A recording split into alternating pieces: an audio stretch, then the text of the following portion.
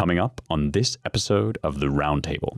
I think people run for president for all sorts of reasons in this crazy modern media era we're in. They do it to sell books. They do it to make money. They do it to reward friends. They do it to audition for cabinet positions. I think there's a lot of all of that going on. I think even Asa Hutchinson is now in the race. I saw somebody mocking his logo, but maybe he's not officially announced. That would be the former Arkansas governor. We're careening in a new clown car towards what was a similar clown car in the 2016 primary race in the GOP. So I would think, I know you didn't quite ask this question, Seth, but I would think it would all favor Trump again. You know, are we just going to rerun in various ways the 2016 primary? It's looking to shape up that way.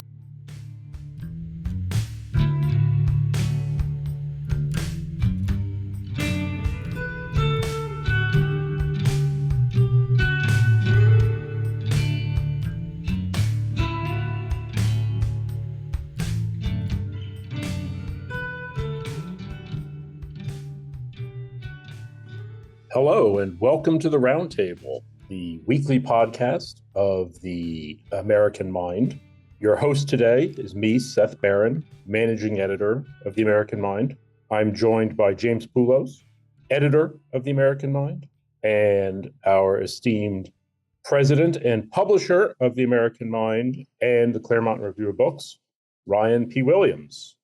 We've got a lot on the agenda today.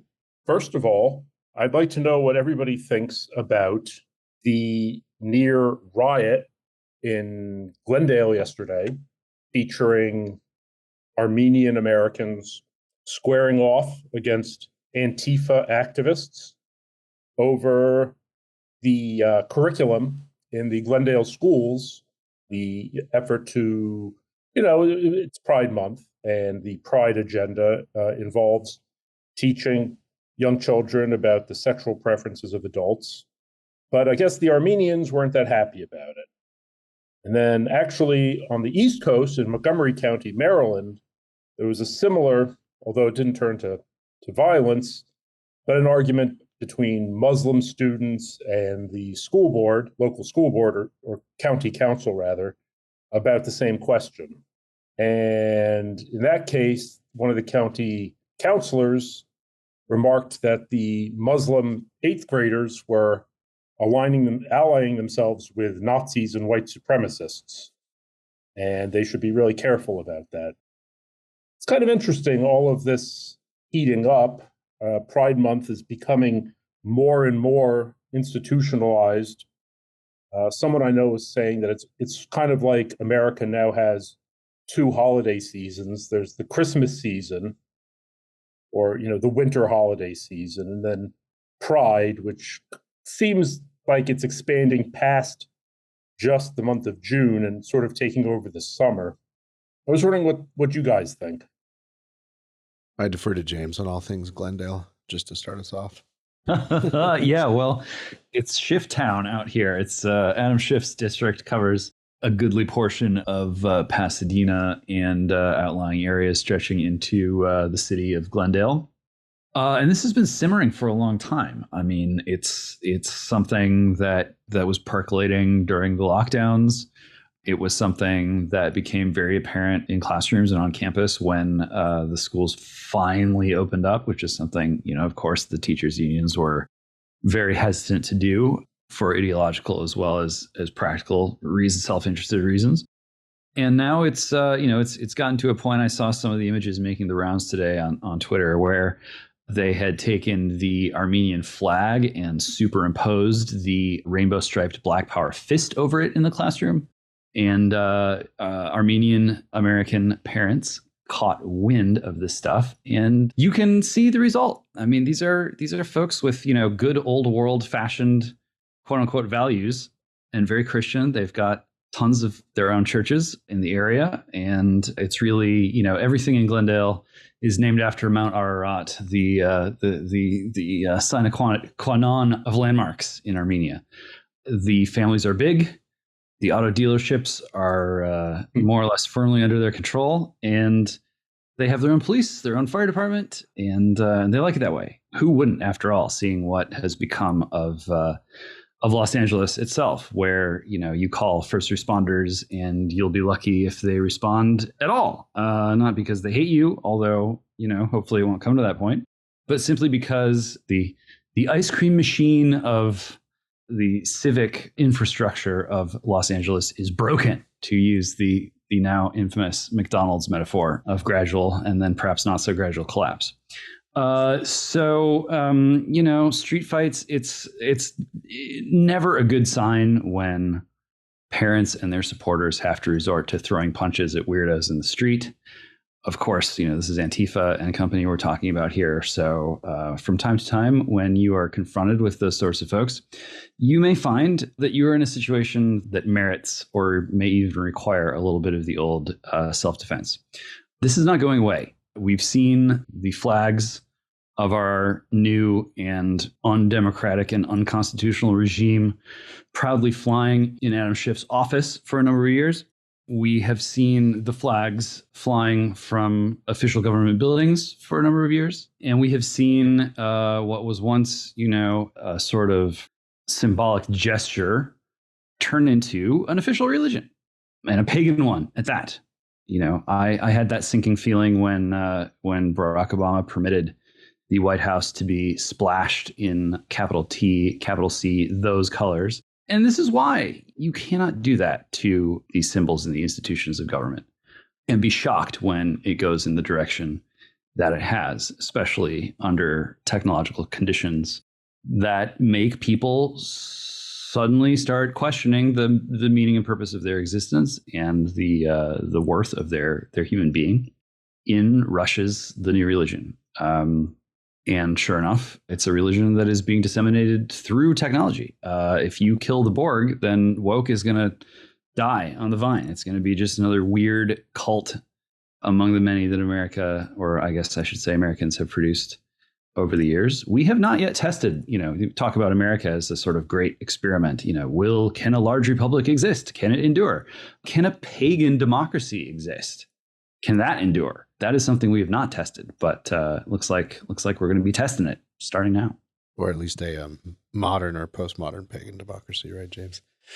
It's been a while. Well, I don't know. Were the Florentines really pagan at the time? No. I guess the Athenians were, but there's one. There were others, maybe not too many. Yeah, no, this actually, it dredges up some themes over the last 30 years in American politics. I recall a couple, at least, American con writers talking about, Muslims being natural allies against the degeneracy of the West, or the degenerating moral decay of the West. So this question comes up, is there a nascent swarthy con part of the coalition emerging with the Armenians or Muslims? So of course, Christian Armenians in Glendale, very different than Muslims in Montgomery County, or I should say in parts of the Midwest, or say Iraqis, either Muslim or Christian in Dearborn, etc. It's interesting, I think the politics maximalists over deeper cultural and ethnic and religious solidarity types would say, like, this is not a hard problem for the Republicans. They just need to get on the culture war bandwagon and use it to cultivate these ethnic immigrant voters who really don't want their kids being transed, or their, Pride Month invading their school and taking over their symbols of national identity. It was embodied online in a sort of, not really an exchange, just a quote tweet and criticism. So Richard Hanania, who many of our listeners probably see on Twitter or read his Substack, kind of a social scientist, runs a little think tank with people like Eric Kaufman, and has a new book coming out on the civil rights revolution and how it gave rise to wokeism. Richard, actually a resident of Pasadena, wrote something like, this is just fruit. He didn't put it quite this way, but this is fruit ready to be picked by the GOP if they weren't so stupid. They need to cultivate these culturally conservative immigrant groups.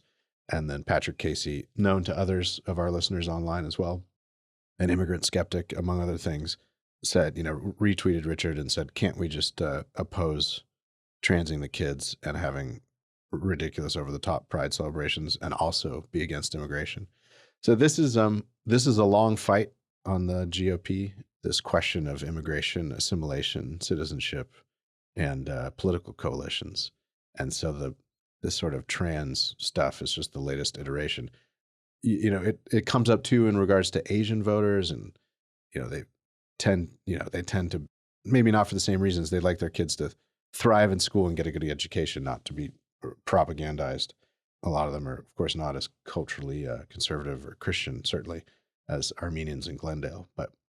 And yet the Asian voting population is one of the most liberal and democratic backing in the country. So it's, disentangling these questions of cultural identity, religious identity, disposition towards modern American patriotism, and which party to vote for is messy, to say the least. And I expect that enterprising conservatives, as some already have, or Republicans, would try to take advantage of this cleavage with immigrant groups that otherwise vote fairly democratic. I actually don't know the voting patterns of Armenians, maybe in greater Los Angeles, maybe James does, but it's all very interesting. Yeah. The funny thing about this argument, and to Asians, we can also add Latinos as another group that have been identified as, natural Republicans or natural conservatives, by, say, George and Jeb Bush. Jack Kemp identifying church-going blacks as natural conservatives. Mm-hmm. There's a long history of this. And the thing with immigration and thinking that somehow immigrants will be assimilated not just to America, but to American conservatism. And then when you look at the voting patterns, it's like it's like a storekeeper who loses a nickel on every sale, but figures he'll make it up in volume. It never really seems to play out. I mean, I do recall maybe last year or a couple of years ago, a huge meeting in Dearborn with these Muslims shouting at the school board and arguing with them and just furious about the LGBT curriculum. But I guarantee that I don't know exactly, but I'm sure the Dearborn vote was, heavy Biden, heavy Whitmer. Yeah. So I don't know. It's weird. I'm not sure to what extent these cultural matters actually. I think maybe these groups figure, well, we're cohesive enough in our own communities and we have our own systems of cultural education and religious instruction and just peer pressure that they'll figure out ways to withstand the mass cultural onslaught, like the woke onslaught. And so they don't necessarily see voting as the solution to these cultural pressures, if that makes sense. Yeah, and I think there's an all politics is local aspect to this as well. I mean, the party that's much more comfortable playing local ethnic machine politics is obviously the Democratic Party. And so I think there's an aspect of that as well. But it is getting disrupted a bit by the rise of mad trans, everything is LGBTQIA. It's sort of disrupting what you could call maybe the internal millet system, ethnic and religious millet system of the Democratic coalition. The question is, who's going to prevail, who will assimilate whom, who will consolidate whom. I think that's very much an open question on the left. But look, until it makes them really start losing elections, they can put up with a lot of noise. I think it seems. So speaking of elections, things are getting things are happening on the ground in the run up to 2024. Chris Christie, former New Jersey governor and U.S. attorney, announced that he's running for president, even though evidently he's the only person in the field who consistently polls with a net negative. So I don't know exactly what his chances are, but Mike Pence, former Vice President Mike Pence, has also announced his run, joining Nikki Haley and Tim Scott What do you guys think about this Republican field? And of course, Ron DeSantis, and of course, Donald Trump, who I gather is leading everybody by multiple double digits, if that's a thing, by dozens of points. What's going on here? You forgot Doug Burgum, Seth. I'm sorry about that. I didn't even know that. I didn't really even know that name till yesterday. Wealthy. I don't know it even now. Yeah, wealthy North Dakota governor enters presidential race. What's going on? I mean, I think people run for president for all sorts of reasons in this crazy modern media era we're in. They do it to sell books. They do it to make money. They do it to reward friends. They do it to audition for cabinet positions. I think there's a lot of all of that going on. I think even Asa Hutchinson is now in the race. I saw somebody mocking his logo, but maybe he's not officially announced. That would be the former Arkansas governor. We're careening in a new clown car towards what was a similar clown car in the 2016 primary race in the GOP. So I would think, I know you didn't quite ask this question, Seth, but I would think it would all favor Trump again. Are we just going to rerun in various ways the 2016 primary? It's looking to shape up that way. The interesting thing to me is there are even more governors, and it's a nice contrast with the last Democratic primary. There are 6 governors now in the race for 6 current or former governors now in the race for the GOP nomination. I don't know what that says, if anything, about the difference between the two parties. I mean, the primary round the last time was more heavy on the legislative side with Harris and Biden and others. Are you counting Chris Sununu in there? Well, he's decided not to run. So. Oh, has he? Okay, yeah, sorry. He's and he was praising Christie today, I think. So yeah, it's Christie, Pence, former, of course. Asa Hutchinson, I don't know if they were counting him. I just read a headline that was 6. DeSantis, of course. So we're missing the North Dakota guy, whatever his name is, Burgum. So yeah, it's an executive heavy. Nikki Haley. Yeah, sure. Nikki Haley. So yeah, I don't know. I mean, the interesting thing will be what is everyone's strategy and how long do they stay in it as the primaries roll along. I mean, Christie's hoping to win New Hampshire and continue some momentum. Remember last time Trump didn't even win Iowa or New Hampshire, right? And then he had the blowout in South Carolina and then was off to the races. So I could see something like that happening almost exactly the same way again. But that said, there's a long time between now and debates and the full primary process. I mean, Trump we've said this before, but I mean, it looks like he's going to get indicted a second time on this documents business. I mean, he might have 3 indictments hanging over him by the time people start voting. Will that matter? Who knows? I mean, it's hard to make sense of the kind of scrum going on with a de facto sort of leader with such a commanding lead for now. I think DeSantis will be the most durable because he'll have the most money and probably close to the most national name ID behind Trump. So that it's still a 2-man race in that sense. But what do the 7 others do to the primaries and the voting patterns and the game theory of it all? It's anyone's guess. Yeah, I've been meditating on these matters, as no doubt we all have, from sunup to midnight or whatever. God help us. Yeah, I know. It's the life we chose. 2 dynamics, interrelated, both weird. Let's take a look. So on the side of the D's, you have an animatronic figure in Joe Biden who clearly not well. The Hunter stuff is not going away. If whoever they are, wanted to remove him from the picture, they no doubt can and would do it. But why bother if the Borg already runs everything? It's very easy to just keep this kind of, I mean, who better than a functionally dead white man to be president of the United States? You get all of the benefits of having the white guy symbolically there. If it was one of the identity niches below, they'd all immediately start fighting for power. You need this kind of dusty imperial figure there to preside over everything. But you get none of the disadvantages. He's basically just there. He's almost like a ceremonial monarch of some kind. Usually, don't even get to look in his eyes. He's got the sunglasses thing going.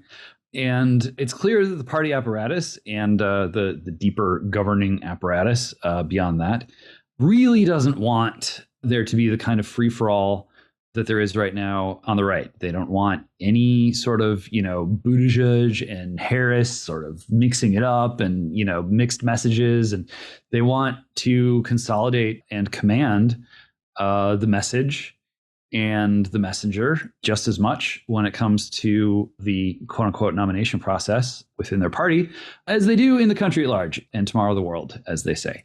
RFK is out there. He's like, the one man against the Borg, polling around 20%, 69 years old, seems older because of the voice thing, but, clearly has some traction.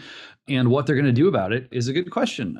Seems like they'd want to do something. Seems like they would potentially have to do something. We all know from sort of, head spinning experience that even a few misplaced Green Party voters can throw an election and change the course of history. They don't want that to happen. So what are they going to do with RFK? Remains to be seen. He's probably a guy who's been accustomed to watching his back for a long time. So we'll see how that shakes out. But what this means is that they're probably very happy to see all of these little Republicans scrambling for attention and influence. Although it is reminiscent of, was it 12 dwarves, the 7 dwarves, however many in 91, 92. And of course, one of those dwarves went on to make a very big impact on our country, William Jefferson Clinton. Nevertheless, it's still Trump versus DeSantis. I don't think that's going to change anytime soon.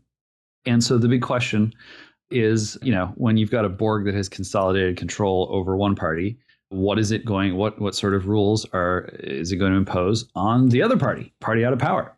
Some people think that Trump is just not going to be allowed back into the White House. There's, laundry list of reasons why that seems like a pretty good judgment to make, at least provisionally.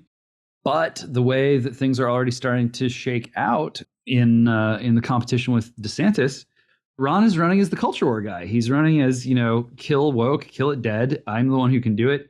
I'm not going to sell you NFTs. I'm not going to tell you jokes. I'm not going to do insult comedy. I'm just going to annihilate, kill, kill, kill. And it may very well be that as Donald Trump continues to respond to that by, let's face it, moving to the left, doing the photo ops with Caitlyn Jenner and all the way on down, it's not, insane to imagine a regime saying like, well, maybe we will let you in. What we're really going to keep out of the White House is anyone who tries to kill our new official religion. And so if Trump were to say, oh, well, I think that actually supporting me is the one thing that can truly unite everyone. It doesn't matter, if you're white, black, or purple, as the boomers are still probably fond of saying. Doesn't matter, how many penises you have or used to have, or sort of whether they're coming out of, different parts of your body. You can still support Trump and we can still make America great again. Come as you are. I could see a regime preferring a Trump like that to the DeSantis that they're facing right now. Of course, the third option is they just say no to both. It worked so well keeping Trump out the first time that why not try to keep two guys out at the same time? And that would go double in a scenario where, Trump can't really get what he wants in the GOP anymore and spins off an independent run as he was originally going to run as a Reform Party guy. So that's in his blood. I think it's always sort of swimming around in the background. Not sure, how much of an actionable brief this is, but I do think that it's clear what the Borg wants. And unless there is a major social movement with political implications coming out of the anti-regime side of the country, it does look like this race is just going to be conformed to the regime's will. Some call that our sacred democracy. Others have other terms. Yeah, that's it is interesting to think that DeSantis is positioning himself as the culture war guy. Because, Trump, even when he ran last time, what always struck me about his campaign was just how deeply issues-based it was, and how he kind of, I know that his opponents tried to turn him into some kind of racist, bigot, homophobe, all of that. it never really seemed like that I never felt like that was actually what he was playing, in terms of gay stuff or, the LGBT business. So I don't know. I mean, I'm not so sure running to the left will hurt him, given, that he's basically this populist. I think what's interesting about the RFK thing, because the DNC has said adamantly, we don't, basically they don't care if he gets 50% support.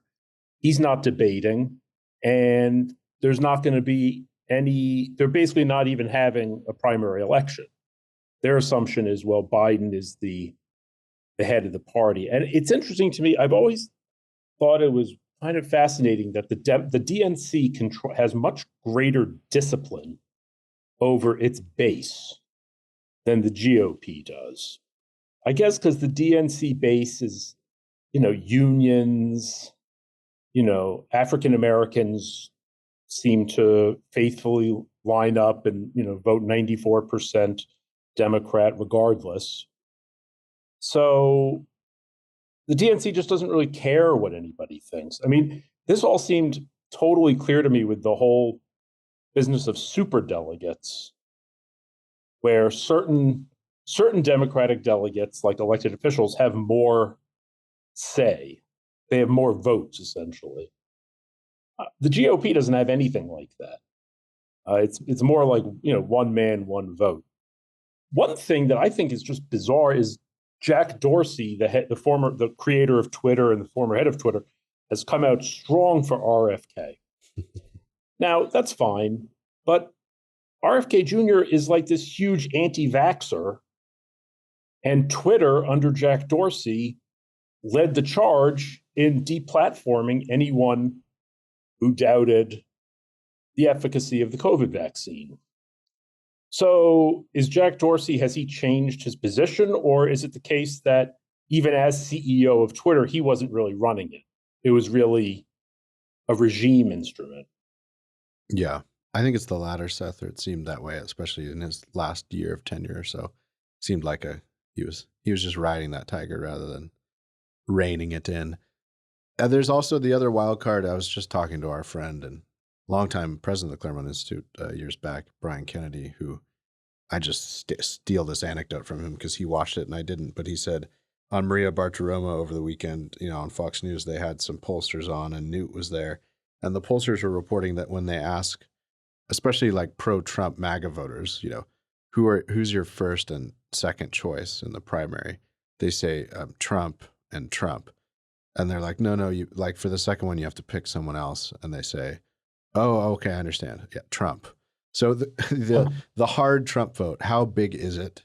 And how does it break down into individual states? That will be, I think, the big test of DeSantis's limits, I think. And I agree with James that it's really a two-person race still, even though there's a bunch of aspirants doing it for various reasons. So the question is, how durable and how hard is that? And how big is that Trump-only vote? If it's big, I think this will look a lot like 2016.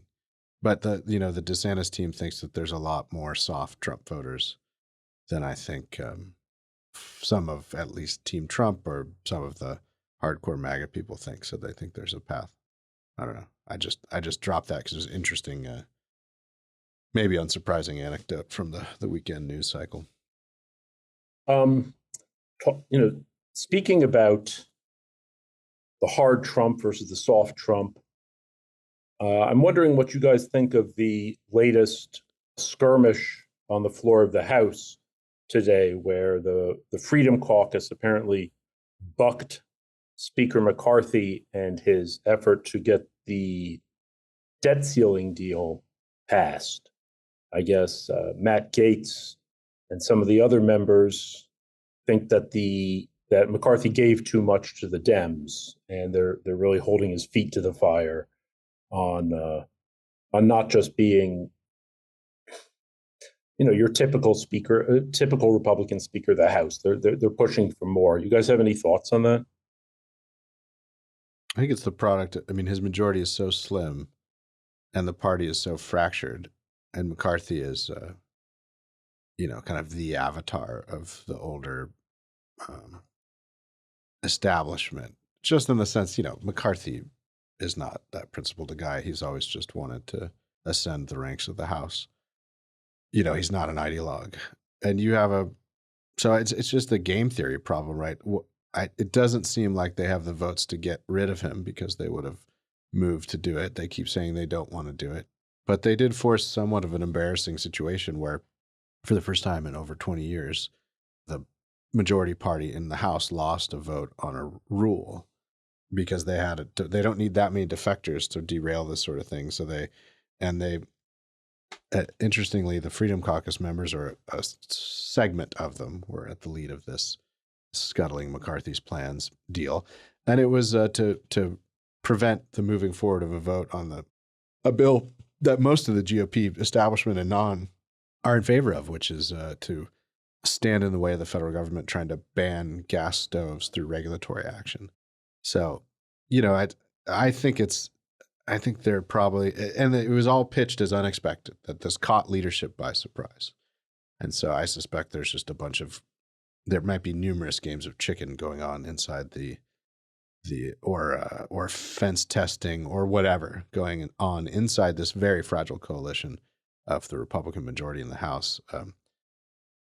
I leave it to, we follow this stuff like a lot of our listeners, but we're not, day in and day out working in the weeds of congressional process or politics. So I think, maybe some of our fellowship alumni, maybe we'll bring one on to break down the House for us and this business. Yeah. And the last thing I'll say is just a matter of detail. They're claiming that McCarthy on the debt limit thing strong arms some folks on bills they wanted, so they thought they were treated unfairly, as well as or broke the quote unquote deal they made with McCarthy to get him the speakership. That is the Freedom Caucus members, or the segment of them. And one of our former fellows, Russ Vogt, who runs the Center for Renewing America, was sort of at the center of helping get those concessions out of McCarthy. I'm not speaking out of turn. Russ has talked about it and bragged about it publicly. So it's a mess. And going back to your point, Seth, about the DNC, it just always seemed to me that the Democrats are just much better at this, even with narrow majorities. Maybe Pelosi's just a lot better at it than McCarthy, but just as a coalition, they seem to do what needs to be done when it needs to be done. And people were praising McCarthy for being sort of similar and getting the debt limit done over the weekend so that we didn't, quote unquote, go into default, even though we've talked here about how that was a fake thing anyway, that we were somehow going to default if we didn't raise the debt limit this week. So, yeah, and finally, I'll stop with this. The interesting thing is you talk to Democrats, this dynamic that we're talking about, where they seem more disciplined, they do politics better when stuff's really on the line, they get it done. They don't have these sort of embarrassing internal disputes as much, or especially when it counts. But you talk to a lot of Democrats, maybe they're like lower information Democrats, they're not following national politics all the time, but they say the opposite, right? They say Republicans are the ruthless ones. If only the Democratic coalition were more serious, we could actually secure some lasting majority in the country. But unfortunately, the nefarious Republicans always do what needs to be done. It's this interesting, blinkered, biased view that has just sunk so deep in our national political conversation over the last 10 years that it kind of warps what should be normal legislative House politics. Yeah, so the GOP's put itself in a position where McCarthy is the kind of character type who epitomizes what is possible as a speaker for Republicans. They can't really get a different kind of politician in there. And even with him in place, there's really not much for members to do. I can hear the sound of 1,000 policy wonks crying out in unison. No, they can tinker with Section 230. They can, change one word in one line in on one page of one omnibus bill, and okay, maybe, but nothing that this Congress can do is really commensurate with the moment politically or culturally or with regard to what's going on in tech. And they've already delegated away so much of congressional authority to the agencies. that they're really just reduced to like sitting back and watching, whether it's the SEC or the IC or whoever else just run amok. A party like that, in the situation the Republicans are in Congress right now, is one where you got to let off steam somehow. And, what we're seeing right now with the grief that McCarthy is getting is, I think, reflective of that. I once had a conversation with a trusted guy who was helping to run a campaign. And, before the race was even won, he basically just plopped down and said, what am I going to do with the candidate? And I said, well, win. And he's like, no, after we win. And he was worried that the situation was such that even a victorious candidate would kind of just not really have anything to do aside from go on the cable shows and, say all the things and do all the shows, and then it's time to run for re-election. Could be worse, I guess, but perhaps not much worse at a time like this. And these are nagging questions. Not everyone can run for president, even if you can. I think there's really only one lane for like the biggest eyebrows or like the best pantsuit or whatever. Like it's a crowded field. Not a lot of elbow room for these members, and there's some frustration that's just going to be reflected in how they behave up to and probably through the election. Well, gentlemen, I think we're at the point in our hour where we turn our attention to everybody's favorite segment, which is Read the Damn Site, where we encourage our listeners to turn their attention to the American Mind website and read the articles that we post for their delegation. Ryan, do you want to start out with what you thought was the most compelling or most interesting or just piquant item of the week? Yeah, our friend Kyle Scheidler's piece with a very online title called So Many Ways to Glow, where Kyle studies counterterrorism stuff and Antifa and all this sort of thing. He used to be on the beat of Muslim counterterrorism policy and conduct, so knows the FBI fairly well and all that sort of stuff, but has now moved on, of course, for obvious reasons, to kind of studying left-wing street movements. Has written with some co-authors a book about how to understand Antifa, and has this piece, So Many Ways to Glow, about Patriot Front. Many of our listeners maybe have seen this phenomenon over the last couple of years of this sort of khaki-clad, face covering wearing sunglassed guys called Patriot Front. A kind of, I don't know if they're self-described white nationalists. They're certainly self-described nationalists walking around in similar outfits. A bunch of them were arrested in like a mass arrest. Some of you may have seen this back in Idaho, whenever that was last year. The whole thing, to some of us who've been watching the national debate and activism on the quote unquote nationalist right, especially the public part of it, it looked very odd to us. This group seemingly springing out of nowhere, very well organized, all dressed the same, all suspiciously fit. And we only bring that up because if you take the average obesity rate amongst what you might think would be kind of LARPing nationalist white guys, they should be fatter on average. And so, there's all sorts of conspiracy theories on the right. How many of these guys are feds? Are they all feds? Is this some sort of op? Kyle's subhead gives most of what you need to know about not what you need to know about the gist of it, but how his approach is going. And its Patriot Front may not technically be staffed by FBI agents, but the effect is the same.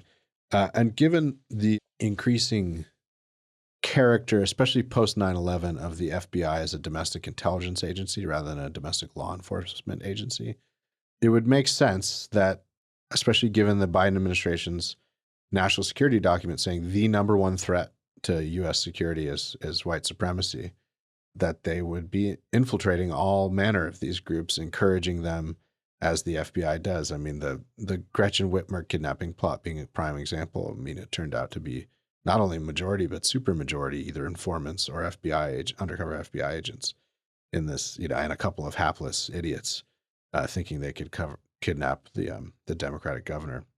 So anyway, Kyle intelligently and, in a fact-based way sort of runs through the ways in which we should regard a group like Patriot Front in our modern American situation these days, given the tendencies in recent years of the FBI and the narrative, both official, that's national security document, and then just floating around in the media about the grave threat of white nationalism, which we are skeptical of here on the American Mind.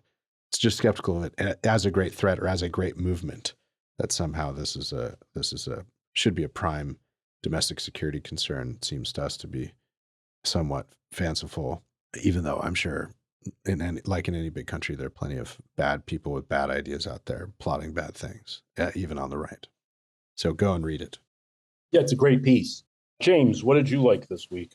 Up now, fresh off the presses yesterday, Peachy Keenan in Loco Parentis Gone Loco. It is an excerpt from Peachy's new book, Dropped on D-Day, Domestic Extremist, A Practical Guide to Winning the Culture War. You may have seen her in the flesh on Fox News, Harris Faulkner, to be precise.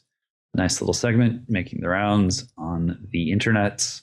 Give it a watch and read the piece. I'll just do a quick quote here so you get a flavor for it. American parents have either forgotten their innate God-given authority over their household or surrendered it in the face of relentless pressure over many years from the outside. Just as millennia of trickling snowmelt can hollow out mighty granite mountains and turn them into canyons, a half-century of unchecked influence by feminists and far-left progressives have chipped away at the role of parents in their children's lives. What is left is a barren wasteland, a valley of shadows, where mothers and fathers have been reduced to nothing more than the oldest dependents in the house. Don't let that be you. Read Peachy Keenan on the American Mind. Yeah, that was definitely a fun piece. For me, I'm going to draw our listeners' attention to a piece by Raw Egg Nationalist, whose item One Nation Under Pot takes a look at the insidious suggestion of marijuana and marijuana-derived oils possibly into our nation's food system. You know, this is somewhat speculative, but it wouldn't be surprising were it to happen. Raw Egg Nationalist does a really good job talking about marijuana, pointing out that, he makes this point, which I didn't know. He said, there can certainly be no doubt that tobacco's loss in recent decades has been marijuana's gain. More people now smoke marijuana in the U.S. than smoke conventional cigarettes, though this doesn't take into account the use of other methods of consuming either marijuana or tobacco products. I've been kind of fascinated by this for a while. It seems like 40 or 50 years of relentless propaganda on the part of marijuana advocates have convinced people that even sort of sneering or being dubious about marijuana's efficacy as like this great wonder drug makes you square, makes you, some kind of FBI hawk, or even racist, that it's racist to doubt that marijuana is really good. And it's funny because what they'll say is, well, there's no evidence that smoking marijuana causes lung damage. But, that's only because they haven't allowed anyone to do any research. There's been no research into it. So naturally, there's no research showing it. Anyway, it's a great piece. It's very interesting and well-written, as is everything by Raw Egg Nationalist. And should I say, everything on our site. Well, this wraps up our this latest edition of the Roundtable. I'd like to thank the production staff, Jake Gannon and Logan Zeppieri, for producing this episode. If you like what you heard, you can feel free to go and leave a 5-star review on iTunes. If you want to give us less than 5 stars, just keep it to yourself. This has been Seth Barron, your managing editor of TAM, and I wish you all the best. Thanks for listening.